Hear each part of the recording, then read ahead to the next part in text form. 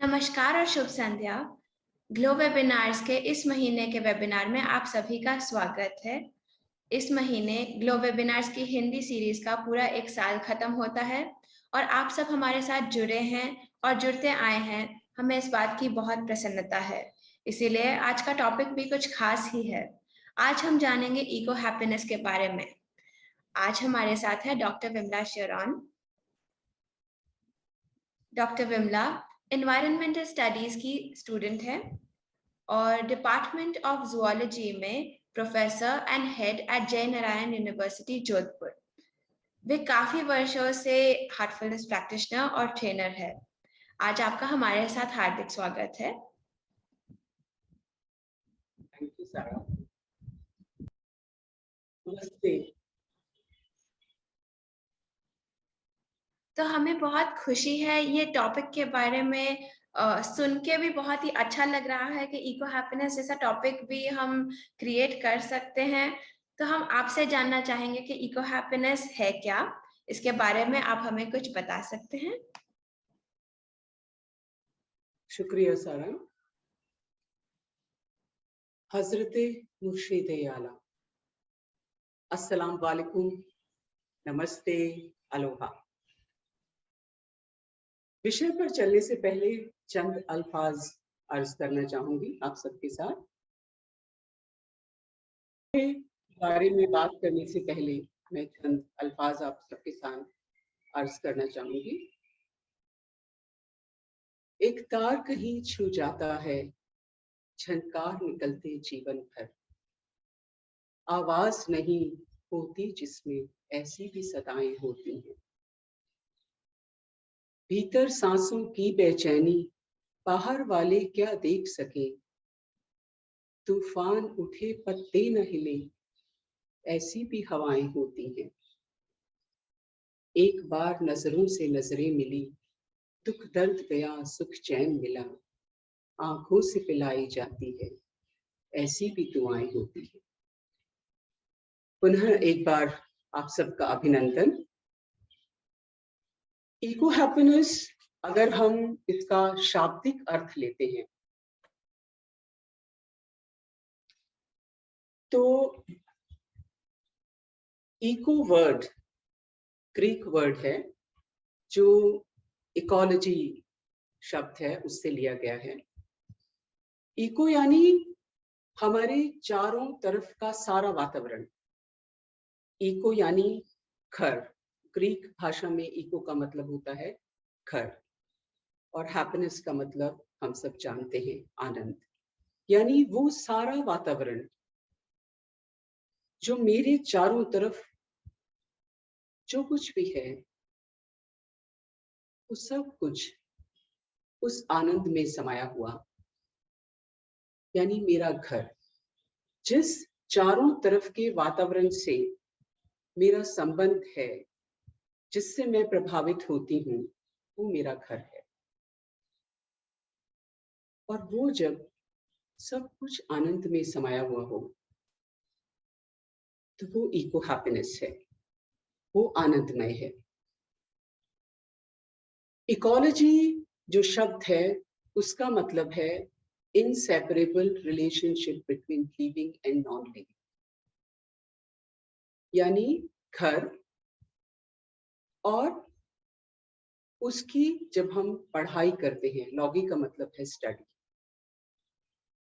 तो जब हम अपने घर की, अपने वातावरण के बारे में जानने की कोशिश करते हैं, जब उसकी पढ़ाई करते हैं, वो इकोलॉजी है।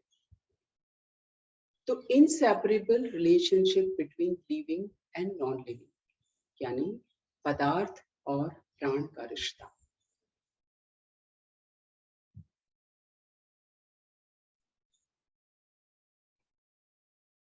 कई हजारों साल पहले एक जैव वैज्ञानिक, एक फिलोसोफर हुए, परम आदरणीय एरिस्टोटल। उन्होंने उस समय आनंद को, इको हैप्पीनेस को परिभाषित किया और कहा कि संपूर्ण सृष्टि जगत का अंतिम और पहला सत्य, यानी हमारे जीवन की रचना ही आनंद है। जिस उद्देश्य से हम यहाँ हैं, क्या हमारी रचना का कारण वो रचनाकार के लिए आनंद ही रहा होगा, क्योंकि हर नई रचना या क्रिएशन आनंद की अभिव्यक्ति ही होती है। यानी आनंद हमारा जेनेटिक कोड है। हमारे जीवन का अल्टीमेट वैल्यू वो भी आनंद ही है। और आज जो हम हैं, इस समय वर्तमान में जो कुछ हमने आज तक कमाया, यानी हम कहें जो कुछ हमारे बही खाते में है, जो कुछ हमने इकट्ठा किया हमारे भीतर, आज हम वही हैं। हम सब अपने स्वयं के रचनाकार हैं।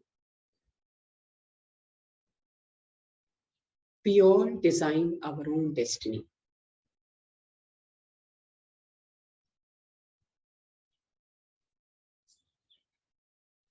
अभी वर्तमान के एक महान वैज्ञानिक, फिलैंथ्रोपिस्ट, इकोलॉजिस्ट, फिलोसोफर, परम आदरणीय हजरत श्रीमन कमलेश जी पटेल का आनंद के बारे में कथन है कि आनंद की अनुभूति हमें तभी हो सकती है जब हमारे अंदर शांति हो। सोचो, क्या ये संभव है कि हमारे अंदर बेचैनी हो, शोर हो और हम आनंद को अनुभव कर सकते हैं?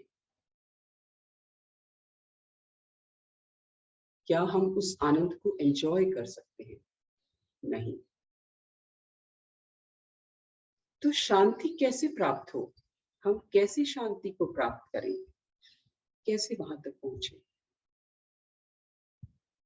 तो फिलोसोफर लॉर्ड कृष्णा को कोट करते हुए कहते हैं कि चिंतन के द्वारा, आत्मचिंतन के द्वारा। और ये कैसे संभव है? केंद्रित सोच के द्वारा। और केंद्रित सोच हमारे लिए कैसे संभव? सिर्फ ध्यान के द्वारा।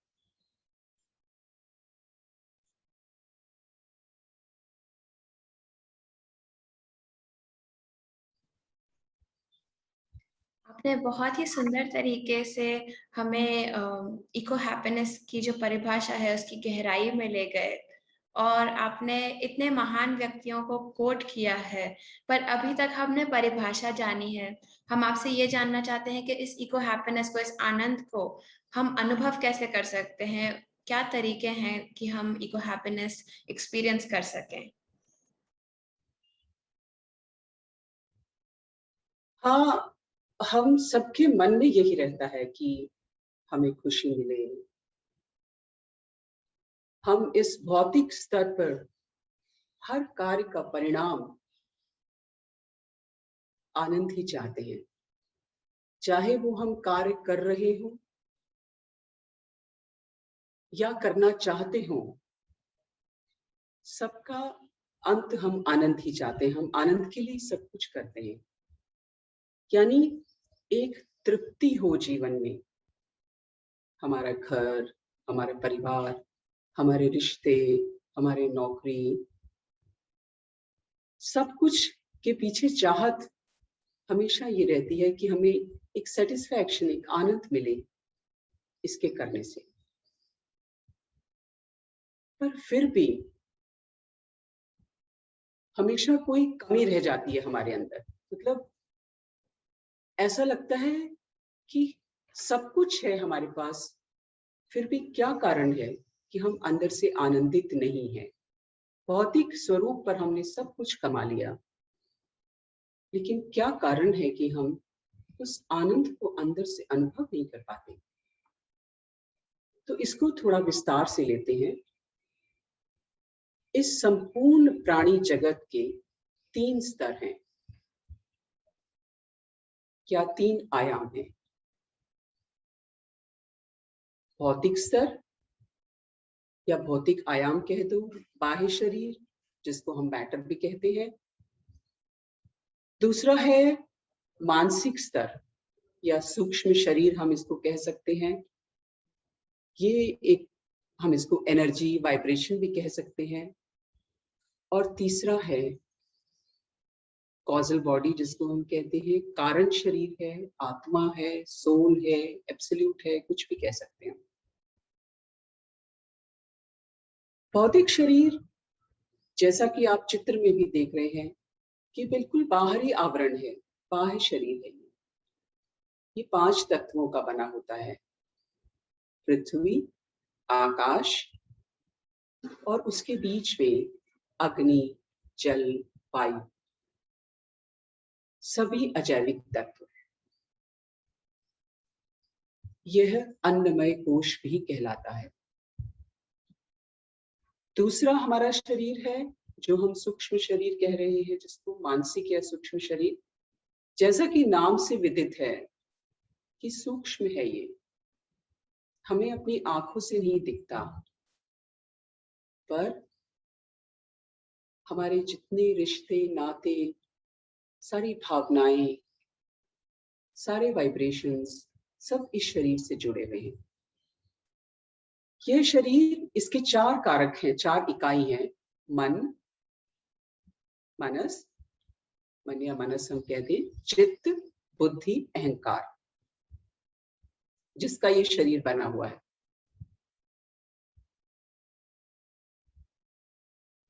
ऑल्दो, जैसा कि मैंने कहा कि हम सब जानते हैं, इसको हम आंखों से तो नहीं, अपनी नेत्रों से नहीं देख सकते, परंतु हम इस पर इसको महसूस कर सकते हैं और इस पे ही हम एक तरीके से निर्भर करते हैं।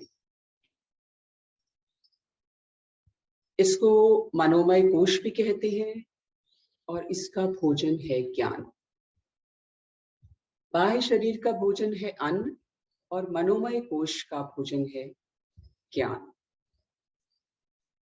अब तीसरा आयाम हमारा आता है, या तीसरा शरीर, वो है हमारा कारण शरीर, आत्मा, प्राण, एब्सोल्यूट, कारण शरीर, कुछ भी कह दें हम इसे।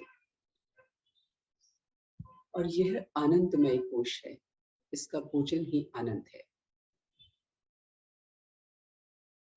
जैसा कि हमने कहा, पहला स्तर अन्नमय कोश है। जब इस अन्नमय कोश में जो ये 5 भूतों का बना होता है, 5 तत्वों का बना होता है, जब इसमें प्राण आते हैं, यानी कारण शरीर जिसको हम कहते हैं, आत्मा कहते हैं, जब वो इसमें आती है तब हम में लाइफ आती है, ये प्राण आता है, तब ये जीवंत होता है। और प्राण के साथ एनर्जी और वाइब्रेशन, यानी हमारा सूक्ष्म शरीर, वो भी आता है। तो यानी एक पूरा इकोसिस्टम बन जाता है, physical and life, living and non living, both are inseparably related to each other. पदार्थ एवं प्राण का संबंध, एक समागम, तभी हम परिपूर्ण होते हैं। अन्यथा क्या होगा? अगर सिर्फ बाहर का शरीर है और उसमें अगर प्राण नहीं है,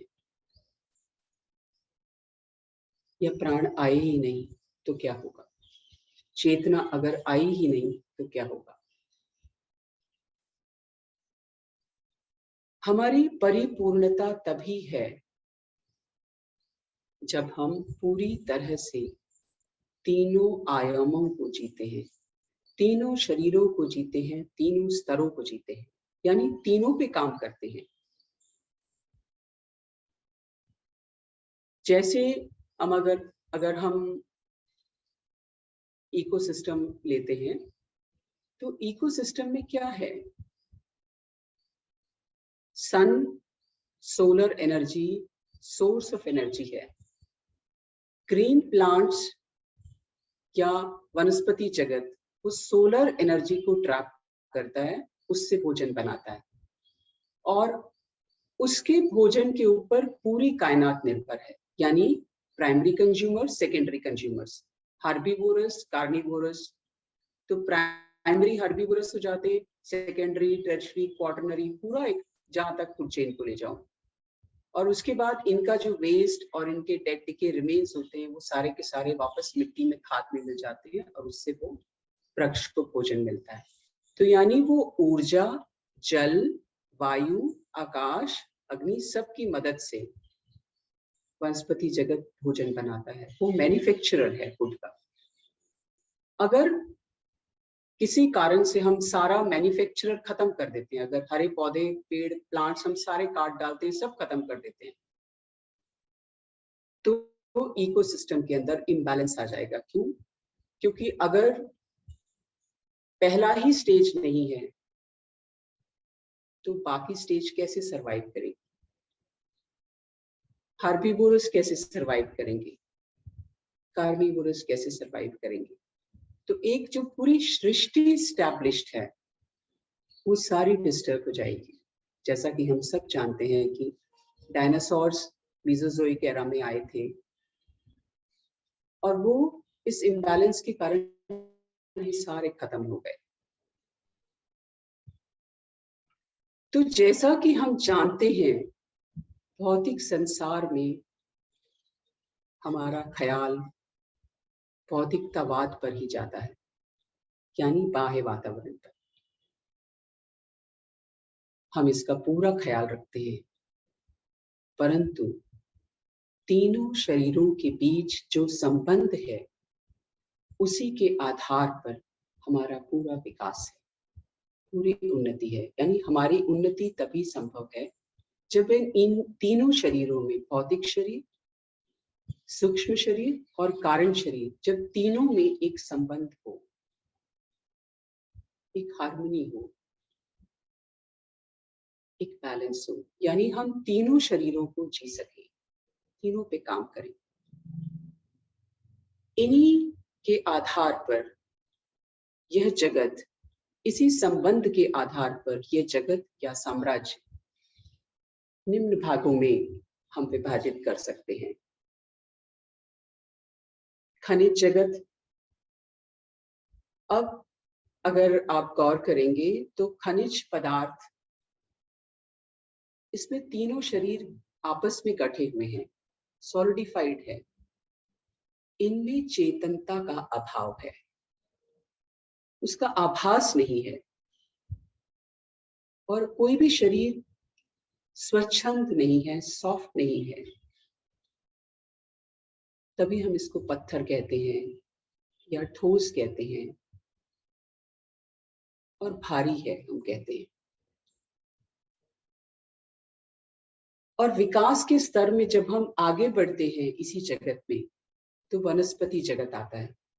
वनस्पति जगत जब इन पत्थरों में वेदरिंग हुआ मौसम के कारण या जो भी, तो इनमें थोड़ी सॉफ्टनेस, इनके घस घस के वेदरिंग प्रोसेस से सॉफ्ट कुछ मिट्टी पत्थर हुई, मिट्टी हुए, थोड़े सॉफ्ट स्टोन्स हुए, और जल मिला, वायु मिली, तो वनस्पति जगत की उत्पत्ति हुई।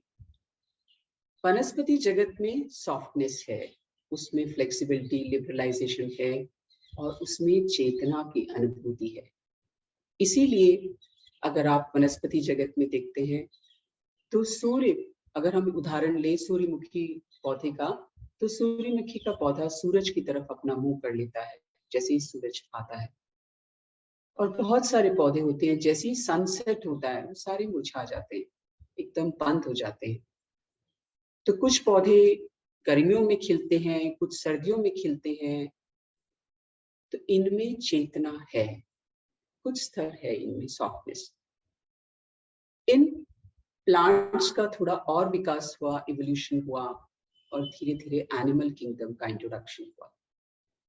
एनिमल किंगडम या हम कहते हैं प्राणी जगत, सबसे पहले हम अमीबा से लेते हैं, उसका रिलेशनशिप था पौधों के साथ, और फिर धीरे धीरे करते हुए एनिमल जगत में हम मानव इस किंगडम में पिरामिड में सबसे एपेक्स पर है। यानी मानव के अंदर एनिमल्स में मूवमेंट आई, उनमें भी तीनों शरीर विकसित हुए, पर उनमें उतना विकास नहीं हुआ जितना मानव में आ गया। मानव मन से है। यहाँ तीनों शरीर, तीनों आयाम, तीनों लचीले हैं। लिबरलाइजेशन है हम कह दें, और यहाँ पर तीनों शरीरों का, तीनों आयामों का अंगीकार ही हमारी, या यूं कहे, हमें सर्वांगीणता की ओर ले जाता है। हमारा पूरा डेवलपमेंट, पूरा विकास तभी संभव है जब हम तीनों स्तर पर जिए, तीनों पर काम करें।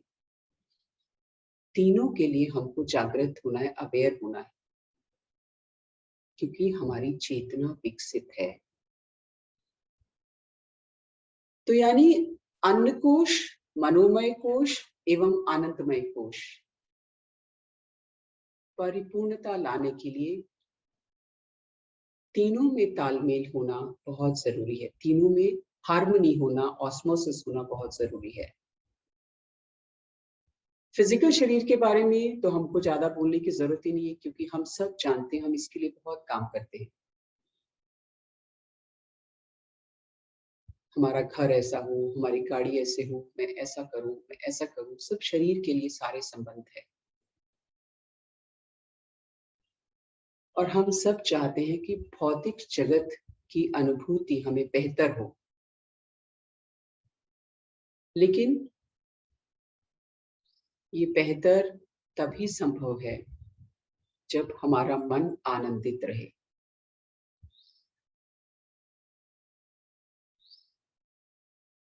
और हमारा मन आनंदित रहे, और इसके लिए हमें हमारे मन पर भी काम करना है।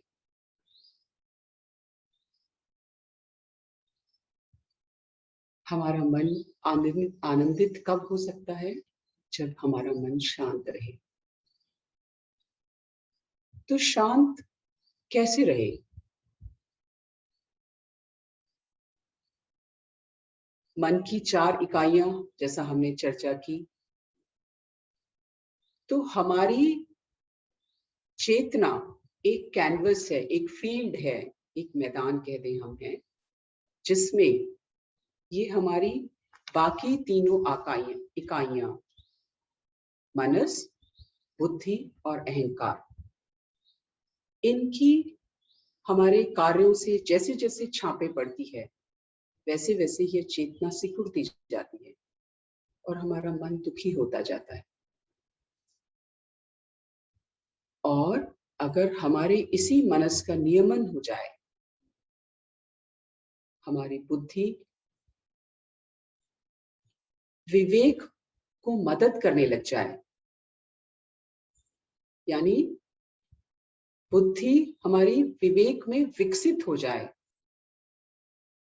हमारे लिए क्या सही है, क्या गलत की डिस्क्रिमिनेटरी पावर, यानी वो समझ हम में आ जाए,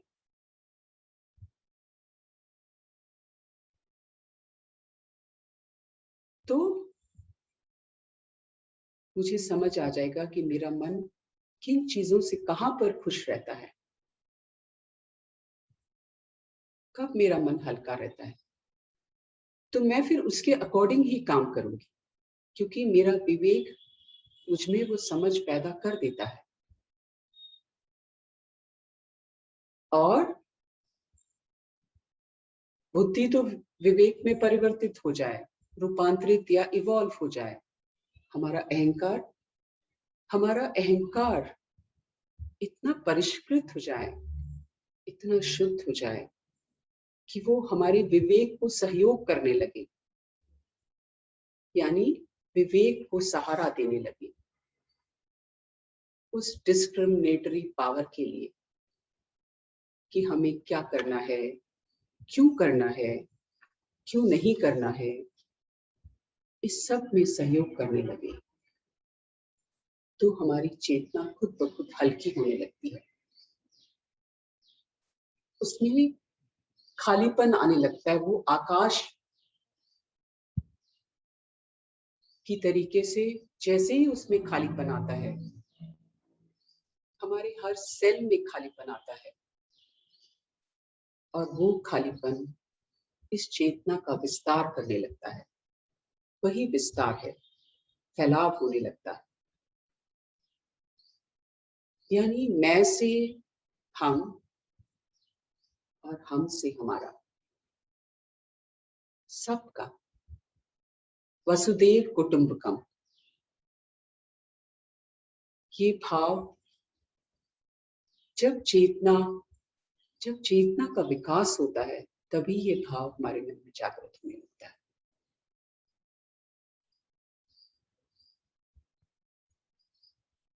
और सत्यता को अपने आप सामर्थ्य मिलने लगता है। उसको सामर्थ्य इकट्ठा करने की जरूरत नहीं है। यही चेतना अधिचेतन मन व अवचेतन मन से एकाकार होने लगती है, फैलने लगती है। कभी भी जब हम आकाश की ओर देखते हैं,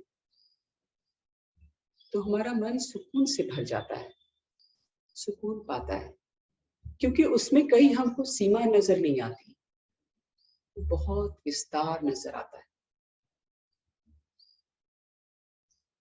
वो अनंत है, वो विस्तार है। तो वही दशा हमारे भीतर भी है, और वही दशा जब हमें जैसे जैसे अंदर से विकसित होने लगती है, हमारे मनोमय कोश पे जब हम काम करने लगते हैं, सजग होने लगते हैं, हमारे हर व्यवहार के लिए, हमारे हर एक्ट के लिए, कृत्य के लिए, तो चेतनता को विस्तार मिलने लगता है। और यही विस्तार, यही आयाम हमें खुद ब खुद आनंदित दशा देने लगता है। हमको आनंद के लिए बाहर कहीं नहीं जाना पड़ता। वो रिश्ता इकोसिस्टम का जैसे ही ऑस्मोसिस में आने लगता है, अपने आप आनंद खुद ब खुद जागृत होने लगता है।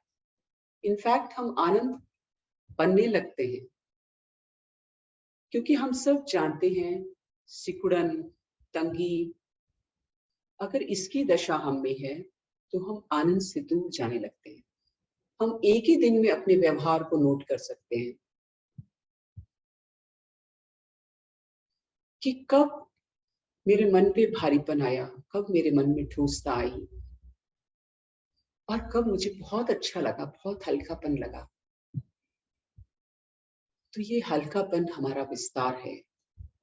भारीपन, ठोसता यानी मिनरल जगत, सॉलिडिफिकेशन, सॉफ्टनेस खत्म कर देते हैं।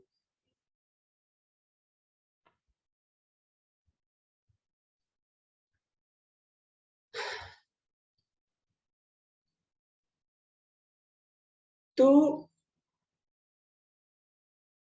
हमारे नजरिए में परिवर्तन, हमारी सोच में परिवर्तन, ये सारा तभी संभव है जब हमारा सूक्ष्म शरीर परिष्कृत होने लगता है, रेगुलेट होने लगता है।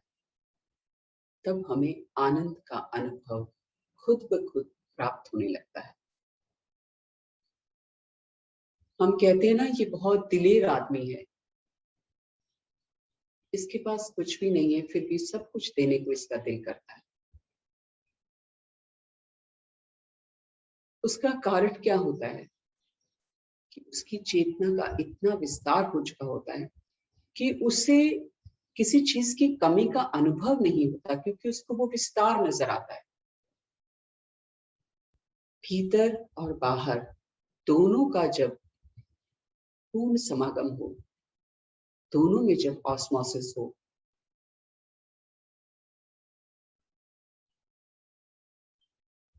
क्योंकि अगर हमारे मन का फैलाव है, चेतना का विस्तार है, फैलाव है, तो ऑटोमेटिकली वो हमारे शरीर में नजर आता है, हमारी सोच में, क्योंकि हमारे एक्ट वैसे होने लगते हैं, हम इतने लाइट हो जाते हैं, तो वो बाहर भी प्रसारित होगा।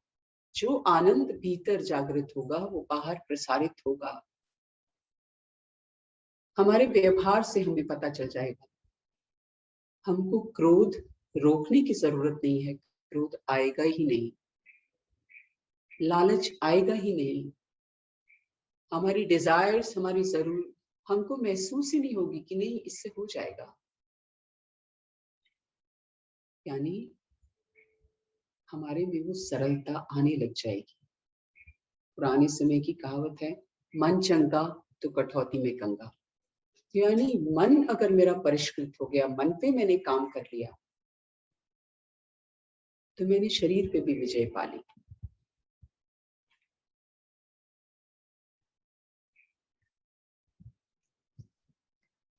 आपने कितनी सुंदरता से समझाया जो ताल्लुक है, एक तो बाहर की जो इकोलॉजी है, एनवायरनमेंट है, और अंदर की इकोलॉजी है, और ये कैसे रिलेटेड है हमारा जो हमारी जो 3 बॉडीज हैं। और आपने अंत में ये बोला कि हम एक समय ऐसा आता है कि हमें सब कुछ हमारे ही अंदर मिलता है, जो हम बाहर ढूंढ रहे होते हैं वो हमें अपने ही अंदर मिलता है। वो आनंद हम खुद है, क्योंकि हम वैसे होल बीइंग है। हमें इनकम्प्लीटनेस तब लगती है जब हम बाहर से चीजें ढूंढते हैं, पर जब हमें अंदर ही शांति मिल जाती है तो बात ही कुछ और होती है। फिर वो एक प्रकार का दुख जो होता है वो खत्म हो जाता है, और हम आनंद की अवस्था में रहने लगते हैं, आनंद के स्टेट में रहते हैं। तो हम आपसे ये जानना चाहते हैं कि हमारी जो चेतना है उसका विस्तार होता है, तब जाके ये स्टेट आती है। तो किस प्रकार से चेतना का विस्तार होता है?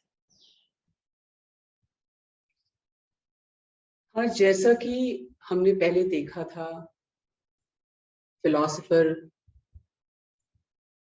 एक इकोलॉजिस्ट का स्टेटमेंट था कि शांति से आनंद की अनुभूति होती है। तो शांति कैसे आएगी?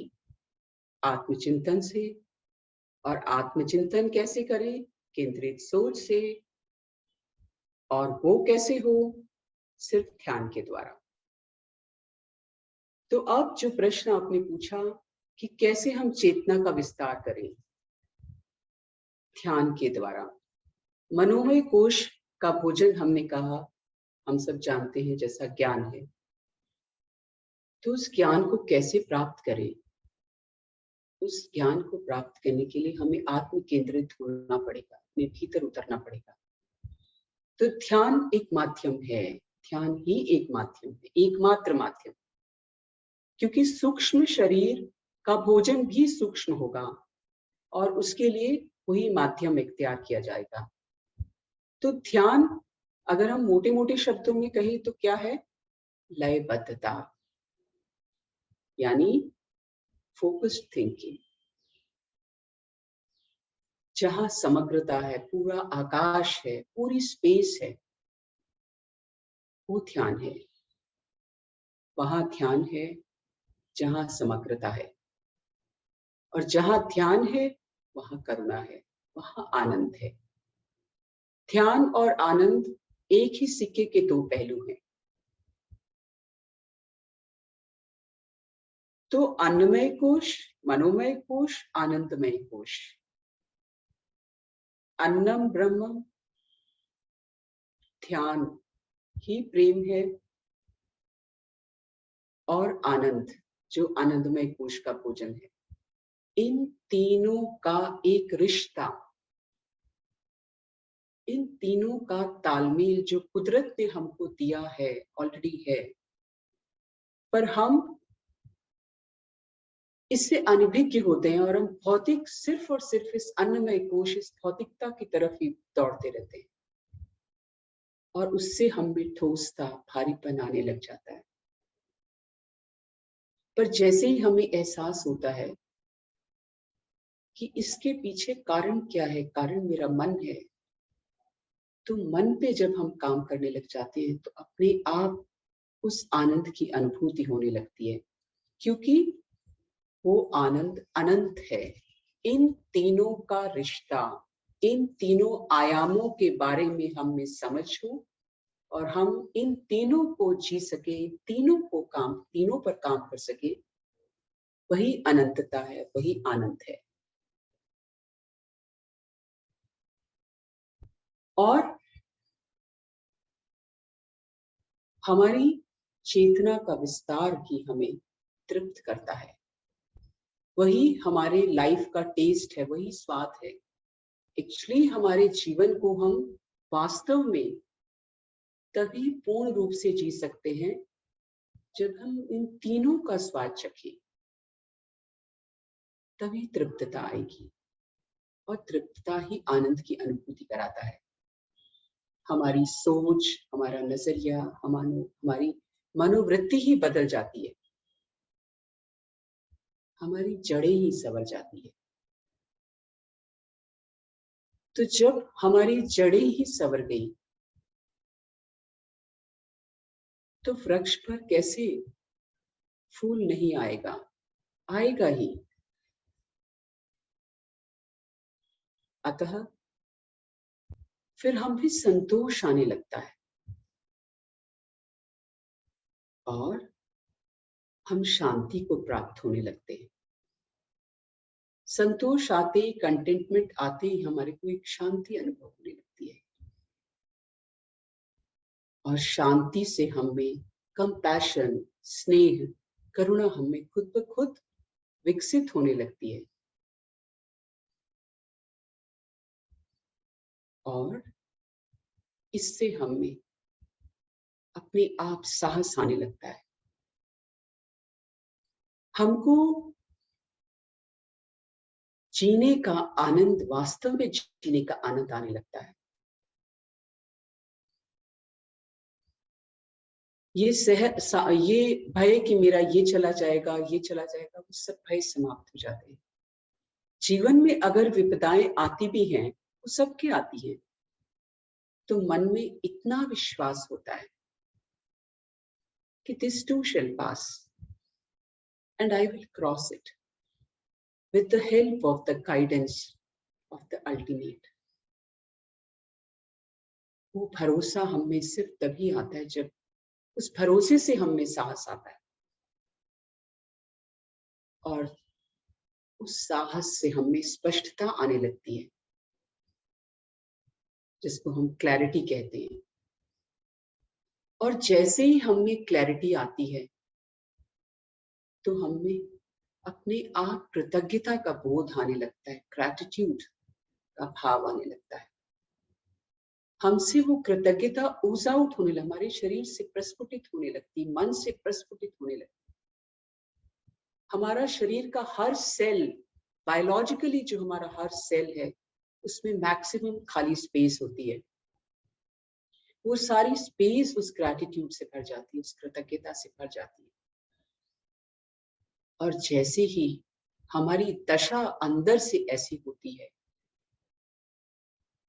तो शैने शैने, कदम दर कदम, हम जो एक बूंद हैं, हम सब वो एकदम शुद्ध हो जाते हैं, पवित्र होने लगते हैं, प्यूरिफाई जिसको हम कहते हैं, वो हो जाते हैं।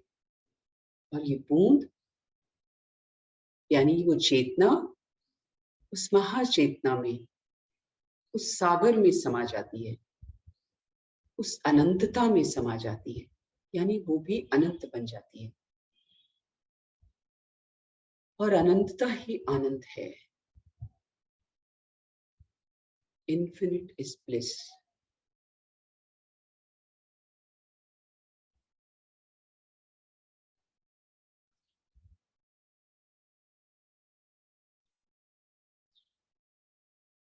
हमारा जीवन जब उसमें इस तरीके से तालमेल आ जाता है, तम जो हमारी रूट्स हैं, जो हमारा भौतिक बाह्य शरीर है, हम कहते हैं, रज जो हमारी मध्य का पार्ट है या लाइफ है, जिसको हम कहते हैं प्रोक्रिएशन, और इन दोनों के बीच का तालमेल हमको सत तक ले जाता है। सत यानी वो आनंद है। तो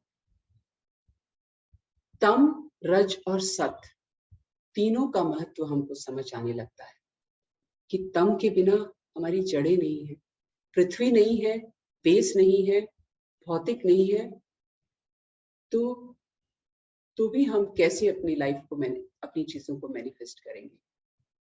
तो तम, रज और सत तीनों में जो तालमेल आता है तो वो सात्विक पुरुष कहलाता है। नहीं तो हम कहते हैं ये तामसिक है। तामसिक का मतलब वो सॉलिडिफिकेशन होता है कि उनमें अनुभूति समाप्त होने लग जाती है। और राजसिक जो इस जीवन को पूरा जी रहा है, बस उसी में रम गया है। तो तम और रज दोनों में सामंजस्यता बहुत जरूरी है। इन दोनों की सामंजस्यता ही हमें सब तक ले जाती है। तीनों आयामों को जीने से तीनों शरीरों में ऑस्मोसिस हो जाता है, स्पंदित होने लगती है एक स्वर संगीत। तम इज आउटसाइड, रज इज इनसाइड, तो there is a balance between the two and leading to the deeper inside जो सत्य है हमारा। और तीनों हिस्से इज बायोडाइवर्सिटी। तो there is a unity in biodiversity. बाहर इकोसिस्टम में भी बायोडाइवर्सिटी या जैव विविधता, जिसको हम कहते हैं विविधता, हमारे परिवार में लोग होते हैं, वो भी सब अलग अलग तरीके का व्यवहार होता है, क्योंकि उनका वो स्वभाव है। हमको उस विविधता को एंजॉय करके जीना है। बाहर के वातावरण में भी कोई लाल रंग के फूल है, कोई नीले हैं, कोई सर्दियों में खिलते हैं, कोई गर्मियों में खिलते हैं। ये जैव विविधता से ही हमारा संसार है। अकेला तम तो मिनरल जगत बन जाएगा, अकेला रज भी नहीं जी पाएगा। और ये इलेक्ट्रॉन, ये सत है जो बैलेंस करता है। तो जब तम और रज में आते ही इलेक्ट्रॉन हमको उस सत अवस्था में ले जाता है। तो there is a unity in diversity. तीनों आयामों को खुलकर जीना है, उनको समझना है और उनको जीना है, ताकि हम सब उस परिपूर्णता को प्राप्त हों। हमेशा पिरामिड, हमने इजिप्ट के पिरामिड्स देखे हैं, वो हमेशा अपराइट, विकास हमेशा वर्टिकल होता है हमारा। तो मैटर हमारा तामसिक जगत है। मैटर पे, या हम भौतिक जगत कहते हैं, भौतिक जगत है। उस भौतिकता के साथ जब प्राण आए तो हमने अपने पे काम किया, उस सूक्ष्म शरीर पे, तो धीरे धीरे हम उस पूरे तरीके से हम एब्सोल्यूट बन गए। एक लयबद्धता, वो कैसा वृक्ष जिसमें फूल न खिले, वो कैसी रात जो तारों से न सजी हो, वो कैसी वीणा जिसमें सुर न बजे, वो कैसा प्रेम जिसमें ध्यान की लयबद्धता ना हो, आनंद ना हो। यानी ध्यान हमारे उस मन का भोजन है। मन का भोजन देने का माध्यम ध्यान है। चेतना के विस्तार के लिए हमको ध्यान चाहिए। तो जैसे इको का मतलब सारा वातावरण समग्रता है, तो ध्यान उस समग्रता को प्राप्त करने का एक माध्यम है। जहां ध्यान है वहां प्रेम है, वहां आनंद खुद ब खुद अपने आप हम बन जाते हैं।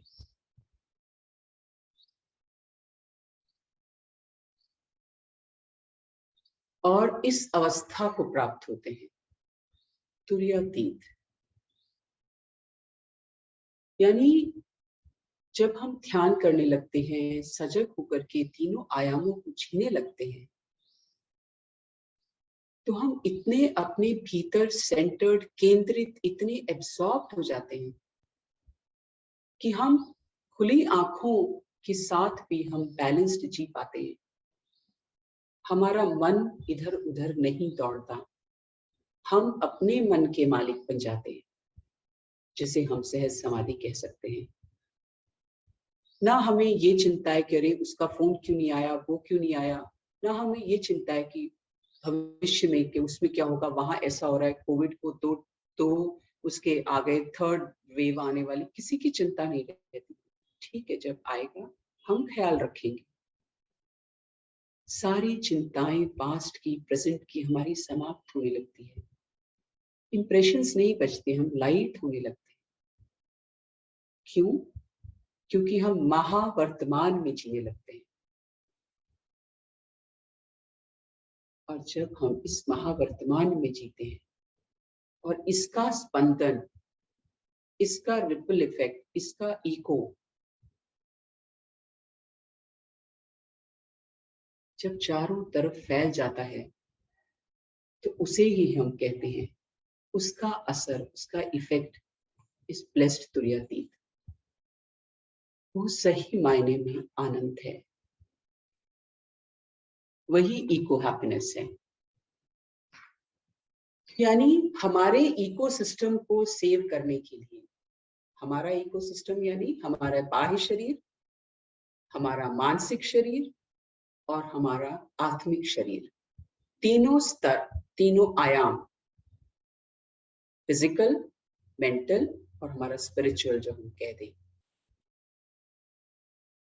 बाह्य, सूक्ष्म और आत्मिक, इस इकोसिस्टम की,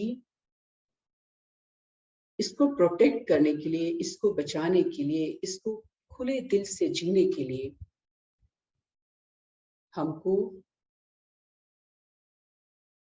जो हम जिस लालच के कारण इसको बाहर ढूंढ रहे हैं कि इसकी खुशी बाहर है, तो इस इकोसिस्टम की खुशी बाहर कहीं नहीं है। इसकी खुशी हमारे अंदर से ही आएगी, सब कुछ भीतर है। जब हमको ये समझ आ जाता है कि happiness is nothing but eco happiness, और वो हमारे भीतर है, हमको बाहर दौड़ने की जरूरत नहीं है, और इसको हम अनुभव कर सकते हैं, बिना बाउंड्रीज के हम सब अनुभव कर सकते हैं।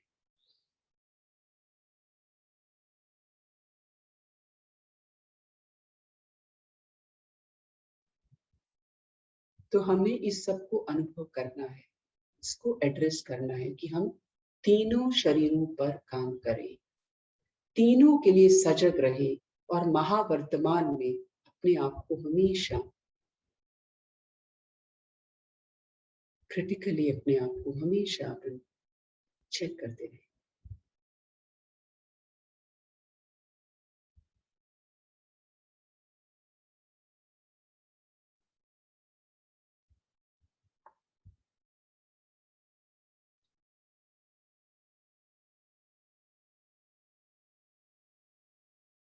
तो हम सब इस ध्यान को अनुभव भी कर सकते हैं।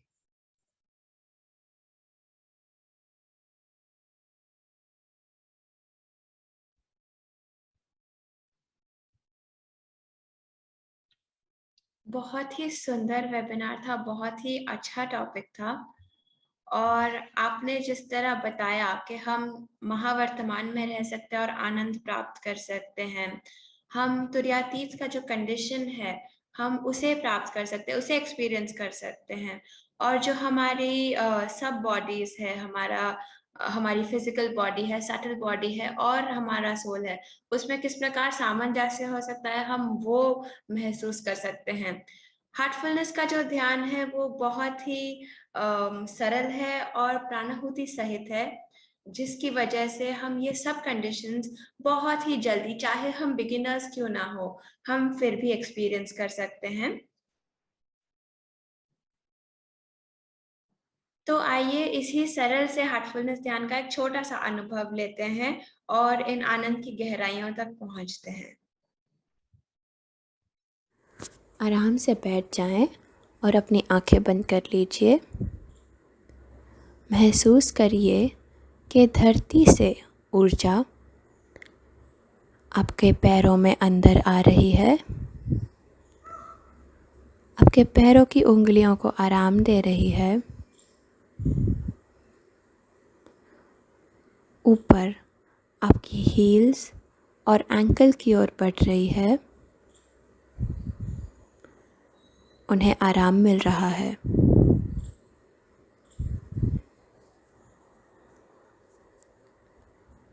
अपना ध्यान अपने पैरों की मांसपेशियों पर ले आएं।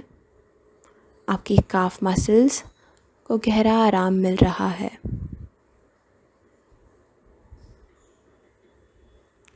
धरती की ये ऊर्जा घुटनों को आराम दे रही है। आपकी जांघ आराम के एहसास में मग्न है। अपने बैठक को आराम दीजिए और महसूस करिए कि धरती की ऊर्जा आपके पेट की ओर बढ़ रही है।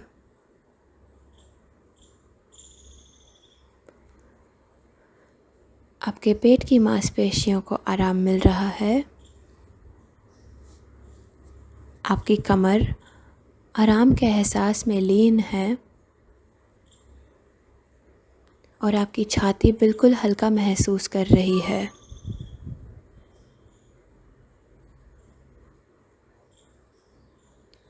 धीरे से अपना ध्यान अपने पीठ की ओर ले आएं। अपनी पीठ के निचले हिस्से, ऊपर का हिस्सा और रीढ़ की हड्डी को आराम दे दीजिए।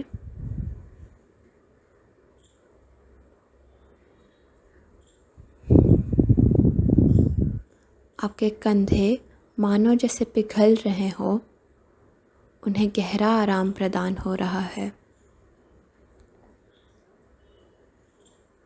ऊर्जा आपकी बाहों में जा रही है। आपकी बाहों का ऊपर का हिस्सा, कोहनी, बाहों का नीचे का हिस्सा, हाथ, हथेली और उंगलियों के पोर पूरी तरह से आराम में लय हैं।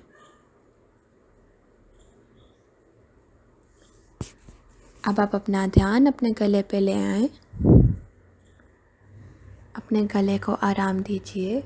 यदि कोई भी तनाव है उसे जाने दीजिए।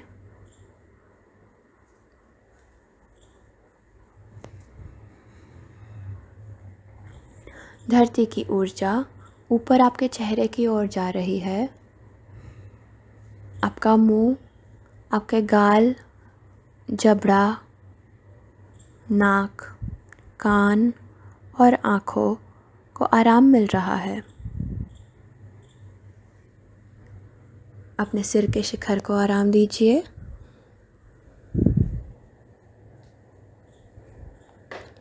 आपका पूरा शरीर ऊपर से लेकर नीचे तक आराम में मग्न है।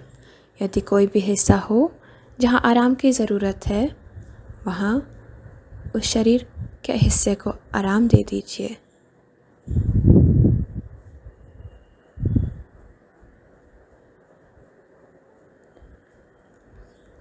अब आप अपना ध्यान अपने हृदय पे ले आएं।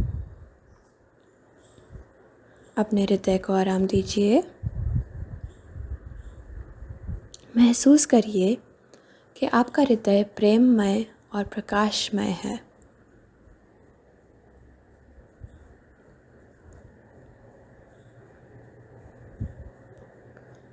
आप इस प्रेम और प्रकाश में लीन हैं।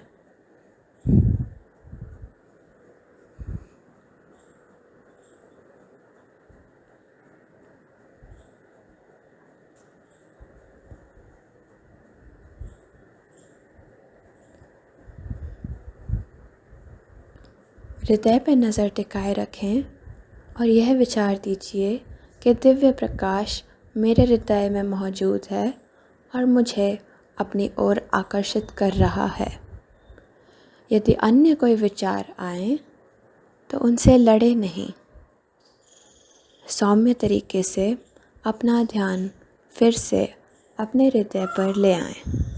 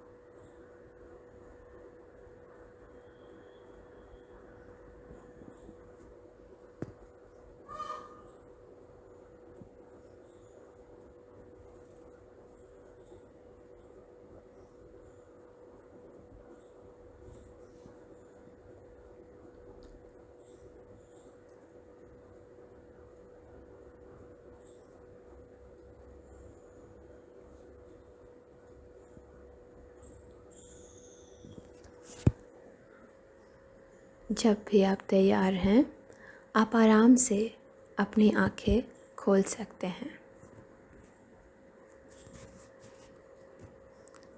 हमें उम्मीद है आपको ध्यान का ये अनुभव अच्छा लगा होगा।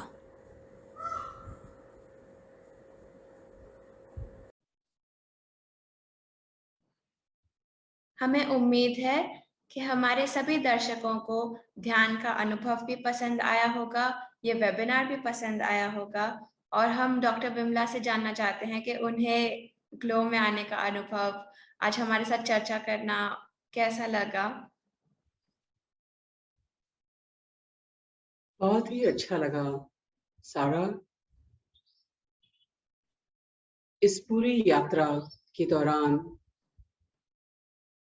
मुझे जो समझ आया वो ये कि हम सब जने पूरे आयामों में, तीनों आयामों में खुलकर जी सकते हैं। अगर हम अकेले बांसुरी बजाते हैं तो अच्छी लगती है, अच्छा बांसुरी वादक जब बजाता है तो बहुत अच्छा लगता है, पर बांसुरी के साथ अगर तबले की ताल मिल जाए और तबले के साथ अगर हारमोनियम मिल जाए और तीनों का ऐसा खूबसूरत समागम हो, वो पूरा एक कंप्लीट ऑर्केस्ट्रा बन जाए, तो उसको अनुभव करने का आनंद ही अलग होगा। तो वैसे ही हमारे जीवन में अगर हम भौतिक शरीर, मानसिक शरीर और आत्मिक तीनों को खुलकर जिए, अच्छे से जिए, तीनों का आनंद ले एक ऑर्केस्ट्रा की तरह, तीनों ऑस्मोसिस में हो, तो हम सब उस इको हैप्पीनेस को प्राप्त होंगे। आपने मुझे ये इनवाइट किया, मौका दिया, आपके लिए आपका तहे दिल से शुक्रिया। Thank you so much. हमें आज आपसे चर्चा करके बहुत ही अच्छा लगा है और हमारे दर्शकों के लिए हमारे पास कुछ रिसोर्सेस भी है हार्टफुलनेस के, जो मैं आप लोगों के साथ शेयर करना चाहूंगी। यदि आप फीडबैक देना चाहे या आपके कोई भी प्रश्न है या आपको ट्रेनर से संपर्क करना है तो आप glow@heartfulness.org पर लिख सकते हैं। हार्टफुलनेस के वेबिनार्स होते हैं, पर्ल वेबिनार्स होते हैं और ग्लो वेबिनार्स होते हैं, रेगुलरली चलते हैं। हार्टफुलनेस से जुड़ने के लिए काफ़ी ऑप्शंस है। एक तो हमारा हार्ट्स ऐप है जो आप प्ले स्टोर पे और iOS स्टोर पे आपको मिलेगा। हार्टफुलनेस की प्रैक्टिसेस हैं, उसका लिंक लिखा गया है। दाजी का कॉन्शियसनेस जो हमने आज बात की है चेतना के बारे में, उसका यूडेमी पे एक कोर्स भी है। हार्टफुलनेस मैगजीन्स है, आप सब्सक्राइब कर सकते हैं, इसकी डिजिटल कॉपी जो है वो फ्री होती है। और हार्टफुलनेस के निःशुल्क मास्टर क्लासेस है, उसका भी लिंक उपलब्ध है। तो आज आप सब हमारे साथ जुड़े हैं, उसके लिए आप सभी का तहे दिल से शुक्रिया अदा। उम्मीद है आप अगली बार भी जुड़ेंगे, और आज के लिए शुभ रात्रि और अलविदा।